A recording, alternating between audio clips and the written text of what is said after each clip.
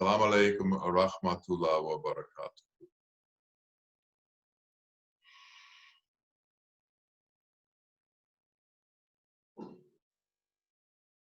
Life is lived in different ways by different people. Some have a natural inclination towards understanding the Creator.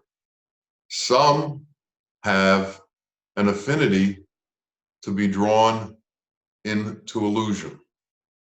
Some people are so overwhelmed by the forces of illusion and the hypnotism of illusion that they never live their life outside of the illusory forces in creation. Some have a natural affinity to try and ask certain questions, like, where did I come from? How did I get here? What's the purpose of this creation? Why am I here? For some, the answers to these questions come to them by way of teachers who are sent into their path. Others go searching for these answers until they find somebody capable of answering these questions. Interestingly enough, if you listen to modern Christians who have been recently brought into some knowledge of Eastern thought, they are beginning to understand for the first time a certain depth in their religion that wasn't there for them before. This depth is available to everybody. And in recent years, because of the advent of things like the internet and things like YouTube and travel and the integration of the entire world coming together, philosophies and ideas and thoughts from many parts of the world are now in every part of the world. So we are not just limited to what's available to us in a 4, 5, or 10 or 20-mile radius. We now have available to us the entire world. What we need to know to start with is that man is Allah's penultimate creation. From all of what he created, he made man as superior to all of his creation and made man capable of understanding things that the other parts of creation can't understand. When Allah began this path of creation, the Nur came out from him. And Nur, the light, was consciousness. And this consciousness was there for one sole reason: to be able to communicate with Allah. That's all there was in the beginning, Nur and Allah. And the Nur communicated with Allah through the creation of consciousness. Allah then took dirt, earth, and created man. And this earth and all of the elements came from the Nur, from the light. The light created elemental form through Allah. And then Allah put this Nur in man and gave man consciousness. And the reason for the consciousness was the same: to be able to communicate with Allah.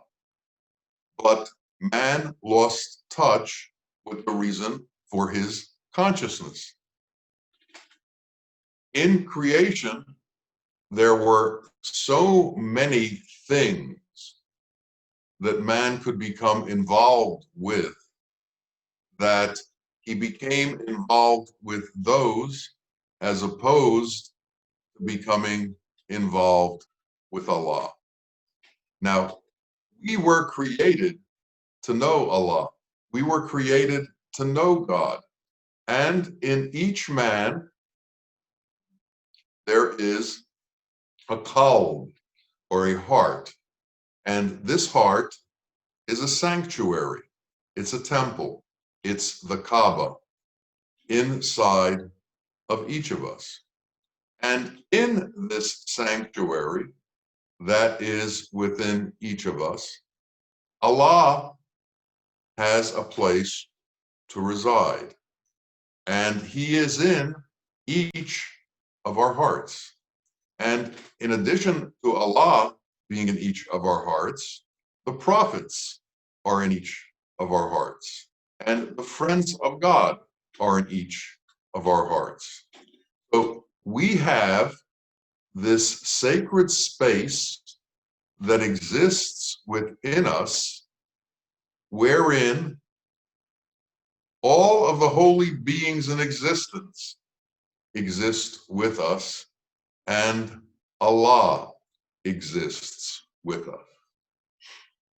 But because of our lower self and our attachment to that which is less than holy, to that which is less than transcendent, to that which is less than the highest form of purity, all of that has been covered up for us, and we're not in touch with it. So what we have to do is we have to cleanse our qalb, we have to cleanse our heart, we have to cleanse our sanctuary, we have to cleanse that holy place that is within us. There is a movie called Baba Aziz, and in this movie they are traveling through the desert, and in one of the scenes they find a mosque that is built in a hole in the desert. In other words, there are steps that go down in the desert, and then there's a mosque down there in a large open space. And there's a man down there who is spending his life sweeping the sand that comes into that hole, walking up the steps and throwing the sand out. He's constantly cleaning the sanctuary. But as much as he does, the sand keeps coming in. There's no end to his work. It's a metaphor for what goes on with each of us. We are constantly being inundated with the world, and we constantly have to sweep the world from us and take it and pour the world out of us. We need to become cleansed of the world and become involved with and integrated with that which is holy. We need to let go of illusion and grasp reality. Let go of illusion and grasp Haq. When we were with our teacher, in a very real way, even though we came and went, we were cloistered. He kept us close to him, and he kept our attention towards that ultimate reality, Allah. And he taught us to not believe in the world. And sometimes there would be disruptions in the house, and he would often say, it's because somebody brought the world into here. So he tried to keep the space free of the world, but with so many people coming in and out, the world sometimes got in. We have to be very careful to keep the world outside of ourselves. If we allow the world to come in, then we create a space for Satan to come in. And if we create or allow that space to occur, then pride, blame, jealousy, anger, hastiness, theft, murder, all of the worldly things, all of the lower things have the ability to come into us. So we need to constantly make ourselves clean and make ourselves pure. We have to be able to make ourselves small, because the larger we are, the more we are going to look to take on the world and try to defeat it. You can't defeat the world. It isn't set up that way. It's set up that if we encounter the world and we believe that therein is where we will find our reality, there is no reality to be found there, because it is illusion, it is illusory, and it doesn't have staying power. It dissipates over time, just as we dissipate over time. You can't take on the world. You have to learn to take the world outside of yourself and live within the divine qualities of our Creator. There was a scholar who came to Nasruddin and said, I would like you to teach me what there is beyond book learning. Would you take me on as a disciple? And Nasruddin said, yes, but you have to do what I tell you. And the scholar said, okay. And Nasruddin told him, for the first week, go to the market every morning and every evening. Bow down and kiss the ground. And stand up, hold onto your earlobes, jump up and down, and bray like a donkey, make noises like a donkey. And do this twice a day for the week. And then come back to me. And a week went by, and the scholar came back, and he said, I did what you told me, and everyone in the market laughed at me, and I felt like an utter fool. And Nasruddin looked at him, and he said, quite an accomplishment for only 1 week of work. And we have to understand our limitations. We have to understand that the holiness that has been given to us has been, in fact, given to us.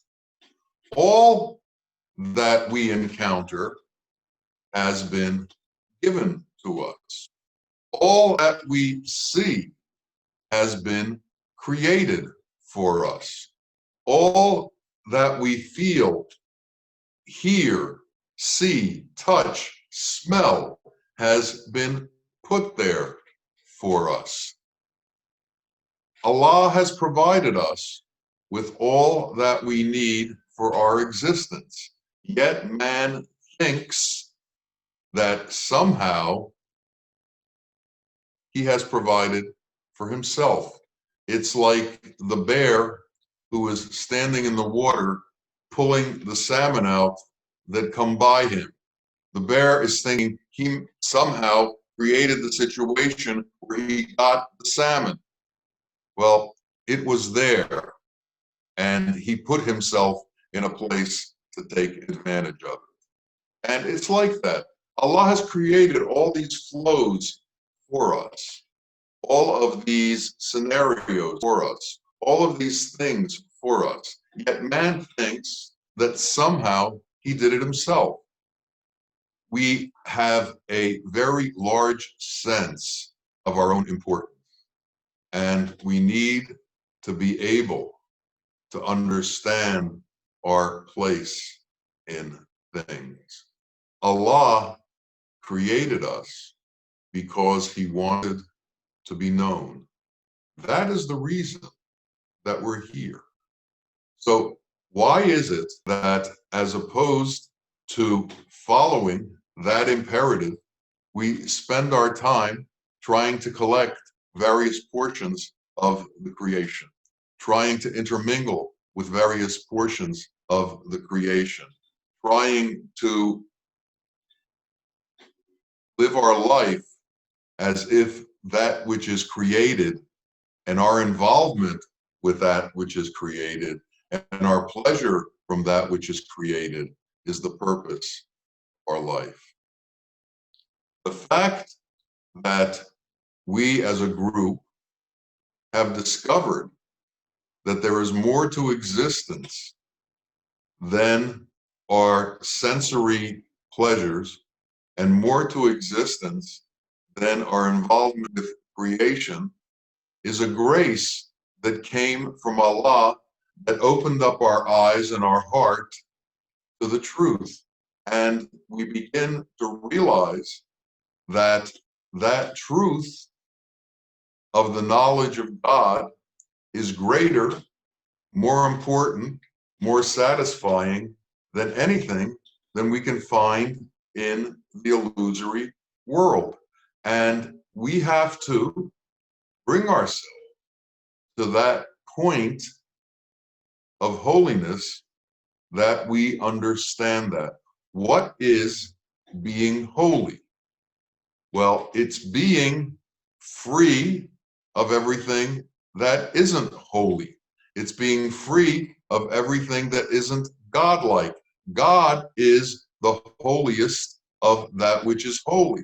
So the more that we can do away with all those parts of us that are not godly, the closer we come to truth and to reality, the closer we come to knowing who in fact we truly are. And who is it that we truly are?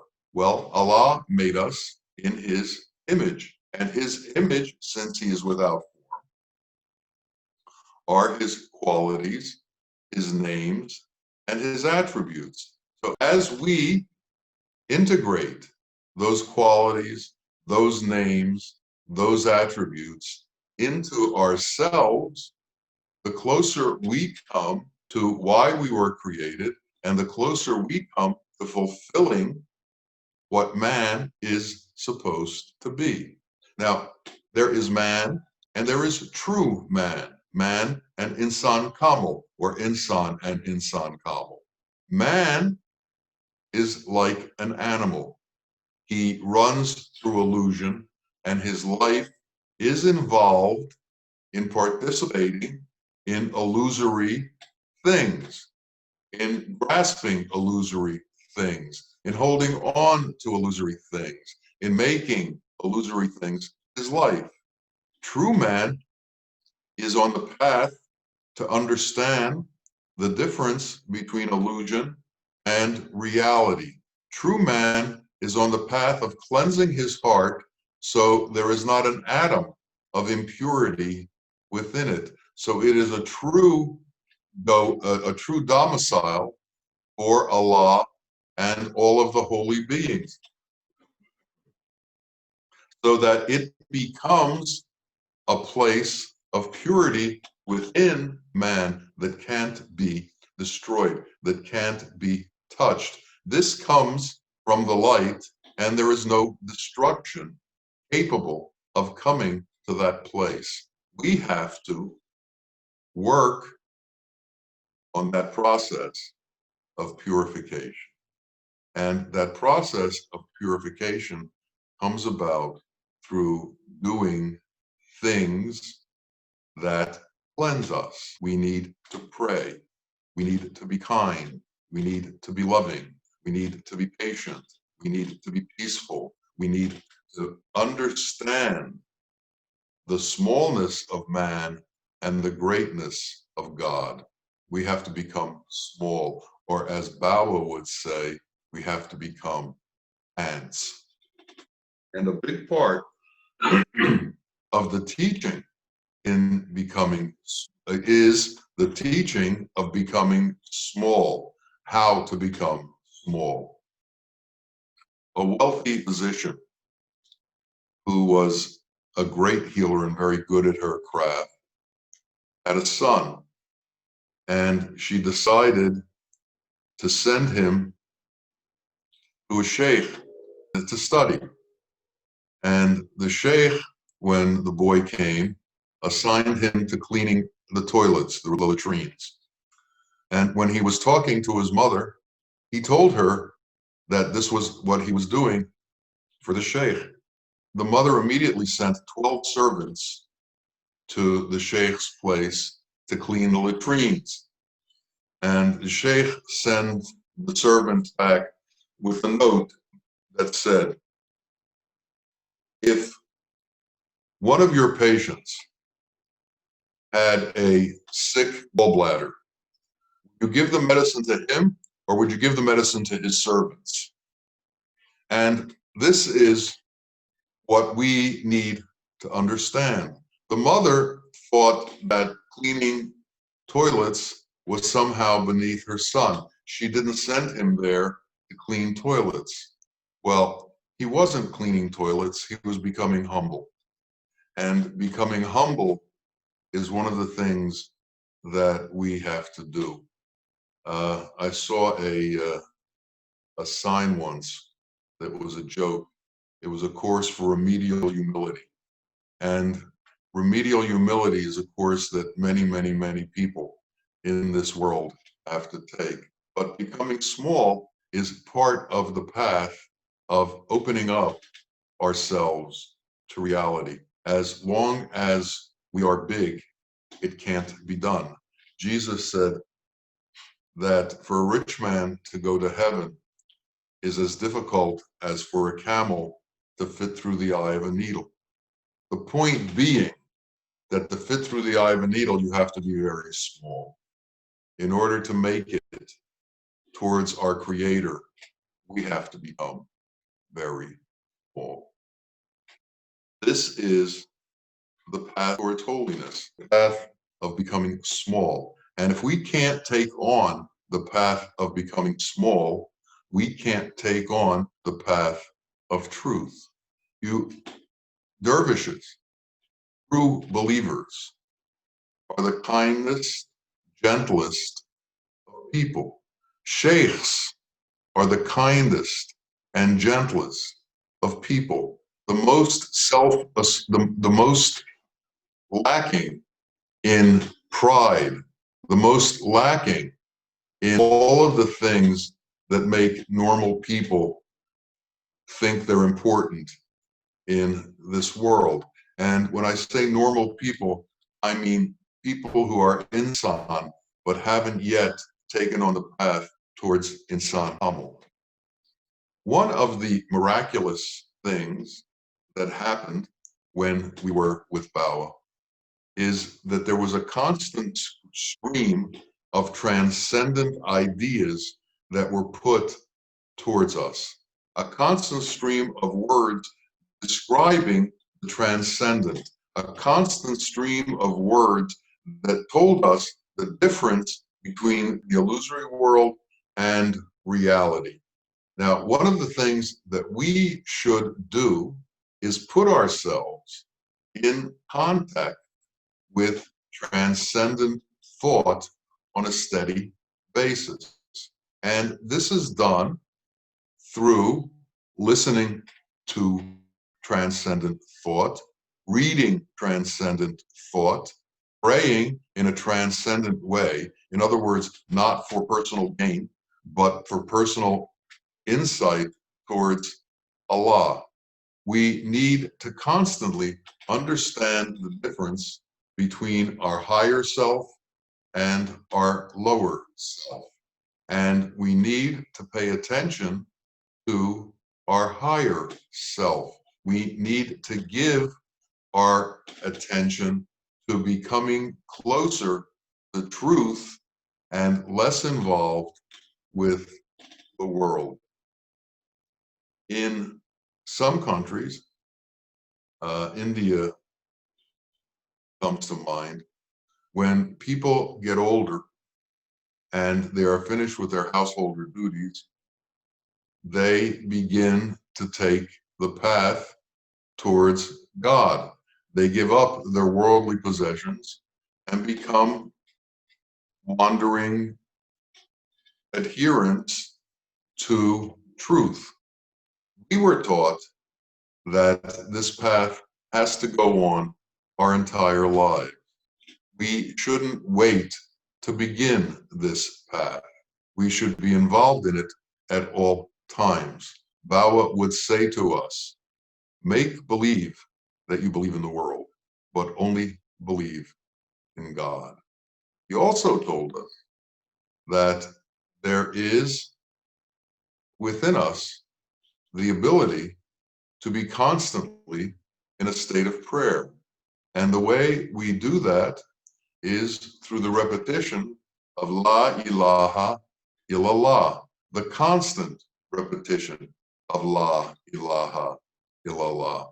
And he said that in the beginning, this may seem difficult, but after a while, it's like pumping water out of a well. It begins to flow and it comes with you naturally. So if Allah is in your thought pattern all the time, if Allah is in the resonance of your being all the time, illusion has a harder time getting hold of you. If you are constantly saying to yourself, I do not exist, only Allah exists. I do not exist, only Allah exists. And you're not saying this out loud, you're saying this without voice. It's very difficult to become enamored by what is going or floating in front of your vision. It's difficult to become transfixed on the advertisements of the world or the billboards of the world that advertise ways for you to become involved with the world. Everything out there is grabbing for your attention. Everything out there is trying to get you to get on the train that it is driving. Everything wants you to go their way. And everything lies to you about what is available if you get on that train. The world knows that people, if they hear something often enough, even though it may not be true, will accept it as reality. And this is what advertising does. It just repeats the same lie over and over and over and over. And you know who they got that from? They got that from Satan, because Satan repeats the same lie over and over and over and over until finally you say, oh, okay. And Satan is clever. He can manipulate in a way that can get you to do things that under ordinary circumstances you wouldn't do. Adam told Eve about the tree in the garden that she shouldn't eat apples from. And he said, just to be sure, you shouldn't even touch the tree. And as Eve was walking through the garden, the snake, Satan in the form of a snake, came and tripped her. And she fell and touched the tree, got up and walked away. A few days later, Satan came to her again, and this time as the snake, and spoke to her and said, you should eat from the apple. It will open up wonders for you beyond your imagination. And Eve said, but Adam told me not to eat the apples from the tree. And the snake said, but Adam also told you not to even touch the tree. And you touched the tree and nothing happened. Nothing will happen if you eat. Doubt crept in. And with that doubt, she took the apple. And the rest is the history of mankind. We can't allow doubt to creep in. Doubt is the source of all of our difficulties. Doubt is where all of our connection to the world of illusion comes from. Doubt is Satan's doorway. Doubt is how Satan enters into us. We have to make our faith strong. We have to make our certitude strong. And the act of becoming determined, having certitude, and having powerful faith is a cleanser that cleans out our heart and allows the sanctuary to be pure and allows us to be pure. But we have to work on that. We have to work on that faith. We have to work on that belief system. We have to have a faith that is so strong that no matter what Satan says to us to try and create doubt, it can't enter us. We have to build up, we have to wear a hazmat suit of certitude, a hazmat suit of faith that stops whatever is coming at us from entering us. Doubt is like the coronavirus. You can't spend a lot of time with it. If you know people who are constantly doubting, you're going to get infected. That's the way it is. So you have to be able to pick your situations, pick your friends, pick the places that you allow yourselves to be in so that you can stay within faith. So you have to pick a faith community. You have to pick a faith community whose faith is based on truth as opposed to differences. There are many faith communities out there who their very existence is proof of illusion, who their belief system is based on illusion because their belief system is based on differences. So you have to pick a faith system that doesn't separate man, but brings about the unity of man. And it is this kind of a faith system that can bring you to transcendence. If Allah has created a sanctuary in the heart of every man who is created, then any man that you separate from yourself, you separate God who is in that man from yourself. And separating God from yourself separates you from God.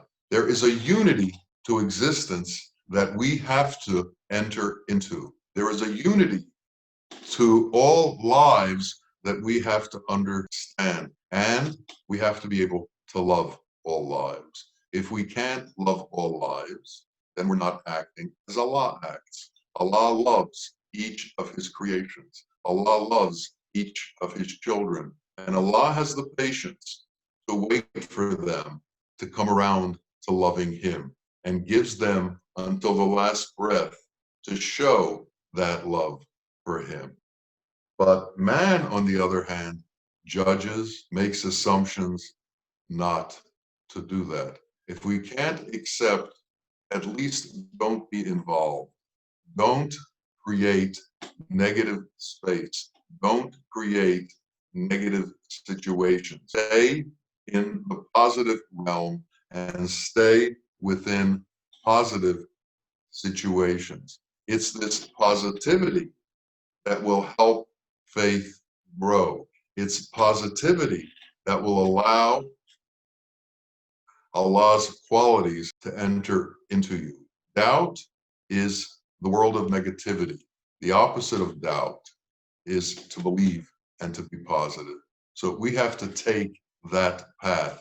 Every day we ask ourselves, we say, take us, Allah, take us on the straight path. Well, our job in moving on the straight path is to show effort on the straight path. So we have to show effort by way of our prayers, by way of our devotions, by way of our... Everything is provided out there. but we have to make the effort to become involved in it. You know, we can just be standoffish, walk away from everything, turn the TV on and sit in front of it for the rest of our lives. That's available to us.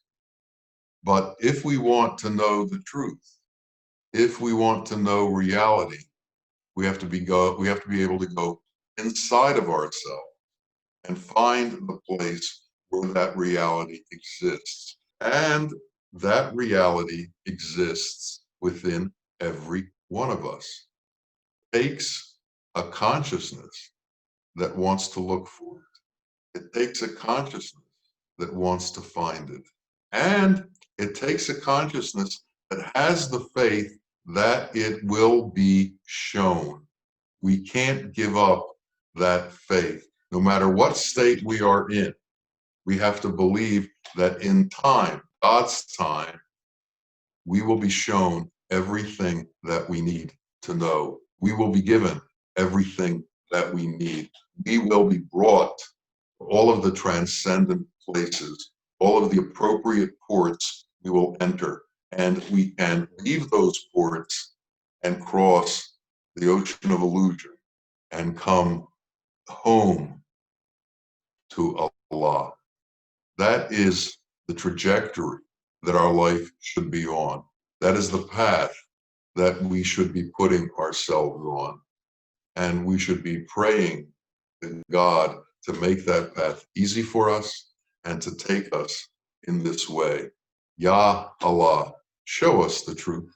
Ya Allah, open our hearts so that we can see the light that is reality, so that illusion no longer blinds us and truth becomes our touchstone and your way becomes our way.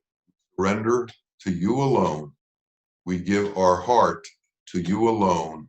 We give our being to you because you know better than we do. Therefore, do and be part of your will. May it be so for each of us. Ameen. Ameen. Ya Rabbil Alameen. Assalamu alaikum wa rahmatullahi wa barakatuh.